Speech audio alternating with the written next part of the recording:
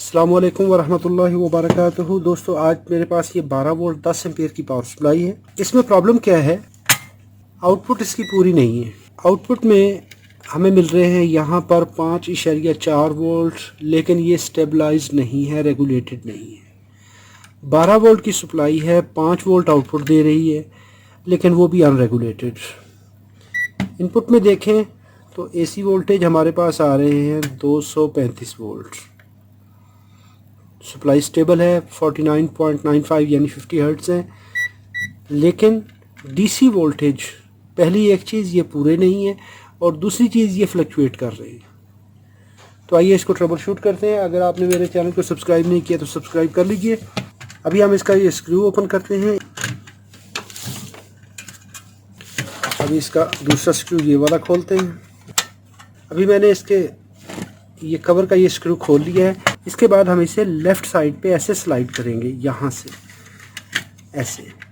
अभी मैंने इस पावर सप्लाई को खोला है तो यहाँ पर देखिए इनपुट फिल्टर सर्किट है, EMI फिल्टर है, ब्रिज रेक्टिफायर है, यहाँ पर 110 220 का स्विच है और यहाँ पर हमारे पास 2 कैपेसिटर लगे हुए हैं। जब 2 कैपेसिटर लगे होंगे और वहाँ पे 2 मॉसफेट लगी होंगी, 2 ड्राइवर लगे होंगे और साथ में एक पल्स ट्रांसफार्मर लगा हुआ है यहाँ पर। इसके साथ 7500 आईसी लगी हुई है, KA 7500, TL 494 7500 एक ही चीज़ होती है, ये लगी हुई है। तो ये इसका मतलब है पुश पुल ड्राइवर में है। जब भी हमें हाई पावर आउटपुट चाहिए होती है, जब हमें हाई करंट चाहिए होती है, तो उस वक्त पुश पुल टोपोलॉजी यूज़ की जाती है।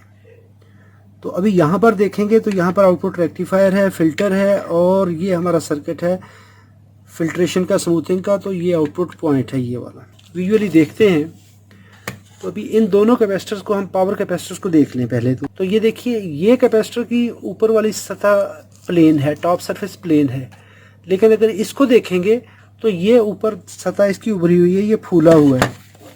इसका मतलब है ये हीट अप हो चुका है। तो हमें एक तो चीज़ ये समझ में आती है कि इसकी आउटपुट कम होने की वजह या इसके फ्लक्चुएशन होने की वजह कि ये 2 मॉसफेट जो लगी हुई हैं, इनमें से एक को सप्लाई प्रॉपर नहीं मिल रही। इसके लिए हम क्या करेंगे कि ये इसके हीट सिंक उतार लेते हैं। यहाँ पर हीट सिंक का एक स्क्रू लगा हुआ है, ये इस जगह पर, इस कवर के नीचे। तो हम इसको ओपन कर लेते हैं, हीट सिंक को खोलते हैं। अभी मैं इसका ये हीट सिंक उतारता हूँ जो कि दोनों मॉसफेट्स के लिए लगा हुआ है।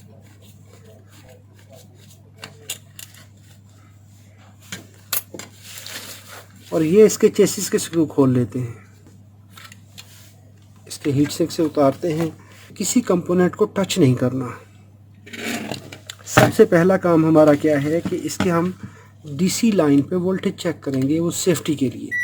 अगर किसी कैपेसिटर पर DC वोल्टेज मौजूद हो तो हमें सबसे पहले उसको डिस्चार्ज करना है। तो ये हमारा नेटवर्क, जो कैपेसिटर नेटवर्क है, कैपेसिटर बैंक है, ये ठीक है, अभी इस पर वोल्टेज नहीं है। तो अभी हम इन कैपेसिटर्स को, ये जो पावर कैपेसिटर है, इसको रिमूव करते हैं। रिमूव करके फिर इसको चेक करते हैं।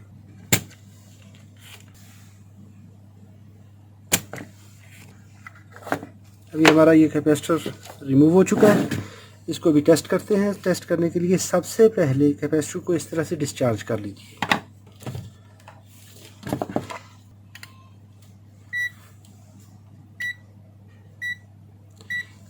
कैपेसिटर मोड पे रखते हुए इसको हम टेस्ट करते हैं तो ये 850 नैनो फैरड बता रहा है। ये देखिए, इसकी कोई वैल्यू इतनी अच्छी नहीं है। इसको होना चाहिए 100 माइक्रोफैरड। तो ये इसकी वैल्यू ठीक नहीं आ रही। हम दूसरे कैपेसिटर को भी निकाल के देख लेते हैं। ये 100 माइक्रोफैरड का, इसका मतलब है ये कैपेसिटर ओपन हो चुका है।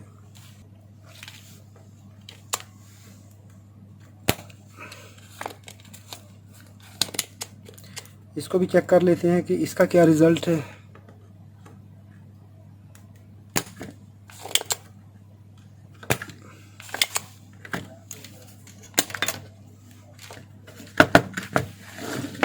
ये हमारा कैपेसिटर बोर्ड से फ्री हो चुका। इसको भी डिस्चार्ज कर लीजिए।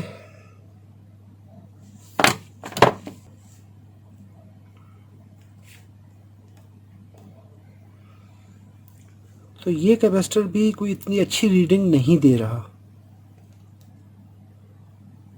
68 नैनो फैरेड दे रहा है। तो ये हमारा कैपेसिटर, ये भी डैमेज है और ये वाला भी डैमेज है। ये देखें तो ये 500-600 इसके लगभग दे रहा है नैनो फैरेड में। इसका मतलब है कि हमारा ये सर्किट कैपेसिटरों के बगैर चल रहा था और सिर्फ ब्रिज रेक्टिफायर पे चल रहा था। तो ब्रिज रेक्टिफायर इसकी जो करंट है वो पूरी नहीं कर रहा था। अभी मेरे पास ये 2 कैपेसिटर हैं,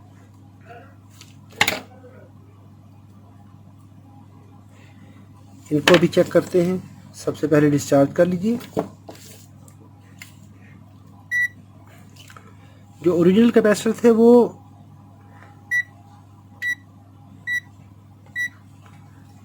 हमें नैनो फैरेड में बता रहे थे और ये 180 माइक्रोफैरेड का कैपेसिटर है। तो इसको हम चेक कर लेते हैं कि इस पे क्या रीडिंग आती है।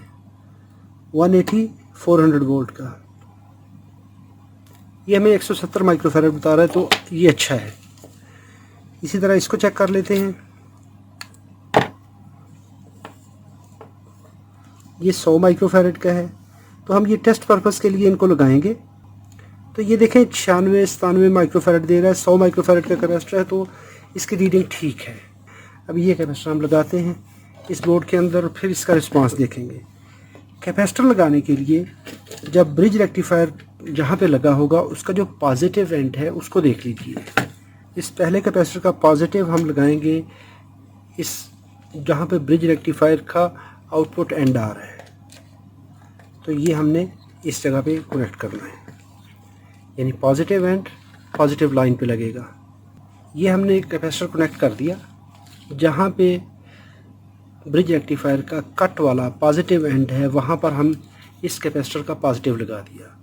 और जो दूसरा एंड है वो देखें, ब्रिज रेक्टिफायर का दूसरा एंड एनटीसी पे और एनटीसी से गुजरने के बाद यहाँ पर आ रहा है। तो ये हमारी नेगेटिव रेल है, इस जगह पर हम ये लगा देंगे इस कैपेसिटर का नेगेटिव एंड।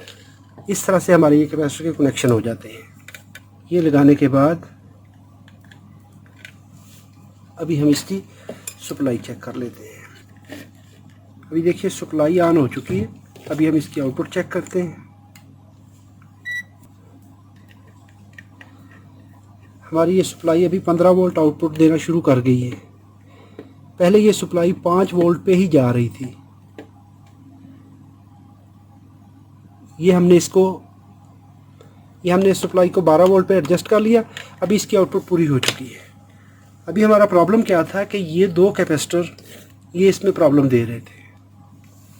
तो अभी हम इसी साइज़ के, क्योंकि हम ओवर साइज़ इसमें कैपेसिटर फिट नहीं कर सकते, इसी साइज़ के यानी इसी पैकिंग के जो इसका पैकेज है उसी पे 450-100 माइक्रोफैरेड के हम कैपेसिटर लगा देंगे।